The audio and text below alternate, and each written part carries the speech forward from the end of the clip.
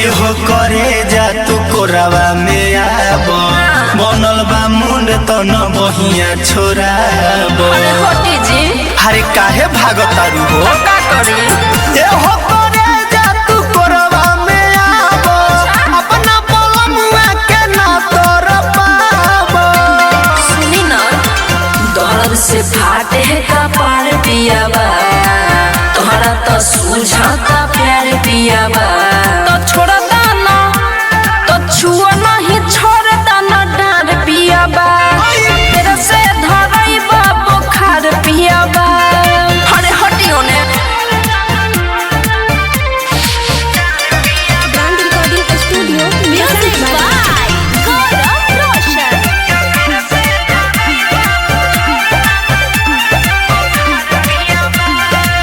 मुंडे भी गौरल बा तो माना न कर हतने डर बा तो जनी सबर। अरे करे जा कहा बोली बात बुझाए बोलो जानी जिद कर रहो ऐसे गीत खानी पन के नसीद कर रहो। इहे बा खेले के जे धनी मोए निज कर खाएला खोआ हमार पियाबा, चढ़ता रो काहे तार पियाबा। ओ तो छुआ जानी छोड़ दना डार पियाबा, गफेर से धरई बा बुखार पियाबा। मैनेज कर।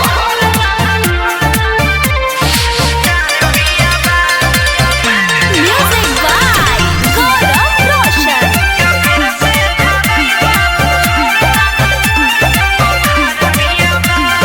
रोहन बिगहरल जाता है राजा, एले निमन रही कटिए के खा जा। हर जान लेबो काहो, हम से प्यार से नजरिया मिलावत रहो खाली होठावा के लौलिया जुसावत रहो। कर रहन में सुधार पियाबा, सोनी दिलीप हो हमार पियाबा।